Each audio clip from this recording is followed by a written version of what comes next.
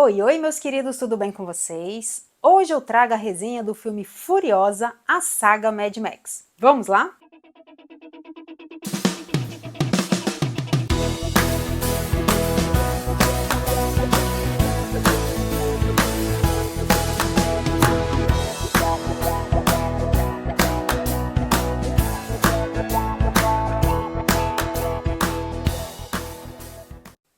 Mais um filme dessa franquia maravilhosa, da qual eu sou muito fã, já deu para perceber, eu tenho todos os filmes. E eu gosto muito dela, primeiro pela premissa, que é uma história pós-apocalíptica, em que retrata uma questão que eu acho que não está longe de acontecer. De ficarmos sem os maiores suprimentos necessários, que é a água, a comida, e é bem intenso isso, inclusive as cenas feitas, né, totalmente no deserto, são cenas que incomodam bastante, porque é o tempo todo aquele vento de areia e aquilo vai causando uma agonia, a gente vai ficando agoniado, querendo até coçar o corpo, assim, porque é tenso, imagina essa situação, né, a gente sem água, sem poder tomar banho, sem ter onde ficar e tendo que ficar o tempo todo ali respirando aquela areia, então assim, é bem interessante, eu gosto muito da premissa. E também porque o filme, ele é muito frenético. Todos os filmes da saga Mad Max, ele é muito intenso no quesito ação, então a gente tem lutas o tempo todo, a gente tem guerra, a gente tem essa coisa muito louca, né, entre os humanos.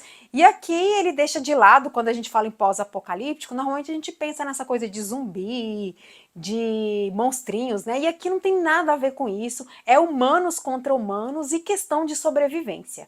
Então é muito interessante por conta disso, que é uma premissa muito boa. E esse filme Furiosa, a saga Mad Max, ele se passa 15 anos antes do Estrada da Fúria.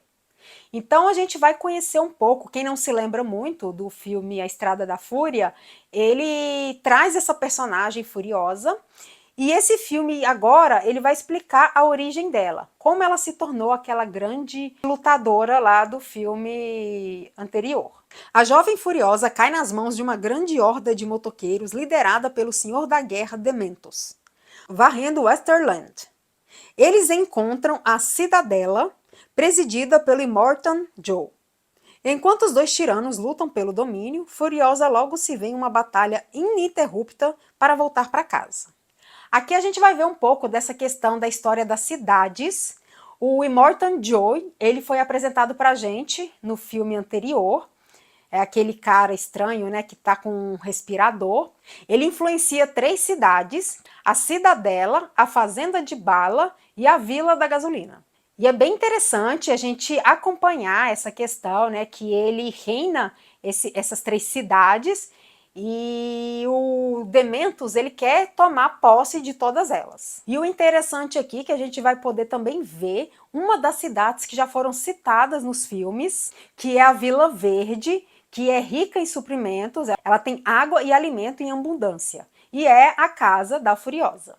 Os dois protagonistas do filme, que é a Anna Taylor-Joy e Chris Hemsworth, eles trazem uma história muito interessante e a questão dos personagens é muito boa, porque o Chris Hemsworth é o Dementos, ele quer ser o poderoso, ele quer trazer uma nova ordem, então o Immortan Joe já tem ali toda a sua política, toda o seu reinado, e ele quer tomar esse reinado de qualquer forma, e ele tenta persuadir as pessoas que o Immortan Joe não é o cara, que tem que ser ele.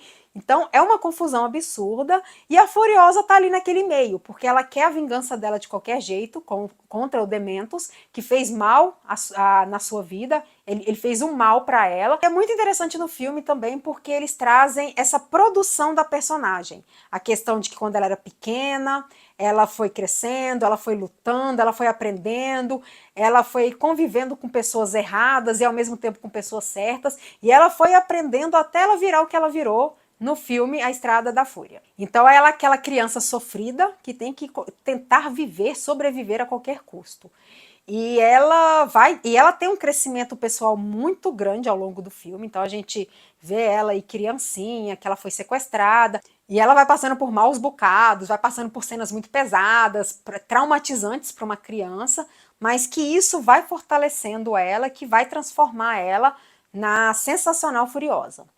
E a Anya Taylor-Joy traz uma interpretação incrível. Ela conseguiu trazer todos os elementos necessários para a personagem Furiosa, toda aquela questão do medo, ao mesmo tempo da raiva, do ódio, do rancor e desse crescimento, né, de uma menininha se tornar uma guerreira.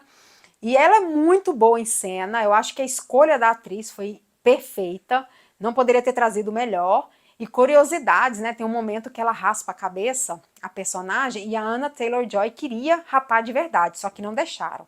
Ainda bem, né? Porque ela tem um cabelão maravilhoso. E o Chris Hemsworth também, eu fiquei bem preocupada com a escolha do personagem, porque infelizmente a gente ainda tem aquela coisa do Thor, então a gente olha pra ele e já lembra do Thor. Eu acho que aqui ele conseguiu sair totalmente do personagem, e ele conseguiu abraçar esse personagem Dementos. Ele trouxe um vilanismo absurdo aqui, então a gente conseguiu jogar o Thor de lado e ver o personagem que precisava ser visto, e ele conseguiu brilhantemente trazer o vilanismo, aquela pessoa prepotente, autoconfiante, aquele cara narcisista total. Então, ele tá maravilhoso, e quando tem a cena entre os dois também, ela é incrível, porque ao mesmo tempo que ela é muito emocionante, é uma cena bem brutal, bem intensa.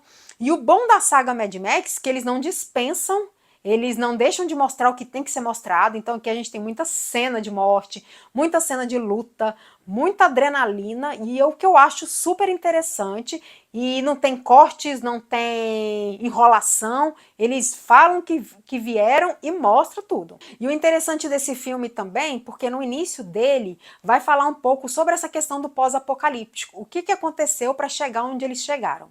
E é como se fosse recortes de televisão, de jornal, então ficou bem realista, bem interessante para esse início. E o final do filme também é muito bom, porque quando tá subindo os créditos, eles vão mostrando cenas do filme A Estrada da Fúria, pra gente poder lembrar um pouco daquele início, quando apareceu a Furiosa, quando ela estava lutando. Então o que eu achei que ajudou bastante pra gente relembrar, e a gente sai do cinema com muita vontade de assistir todos os filmes. Então eu acho que nesse filme tudo funciona da melhor forma possível, e ele foi um filme aí que foi muito aguardado quando ele foi anunciado, principalmente para os fãs da saga, e ao mesmo tempo também a gente ficou com aquele medo, né? Será que vai ser um filme bom?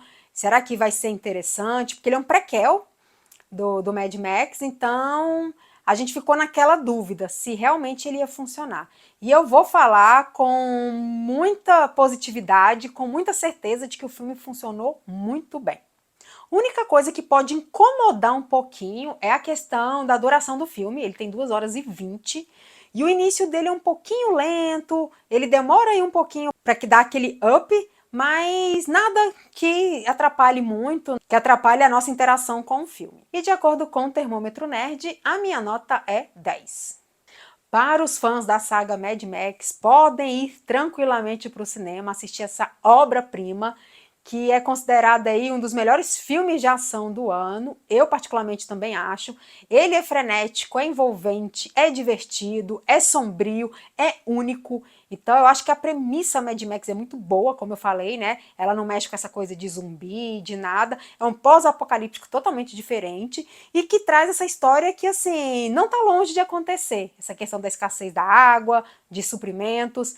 E é muito boa porque essa rivalidade entre humanos na questão de sobrevivência, que vença o melhor.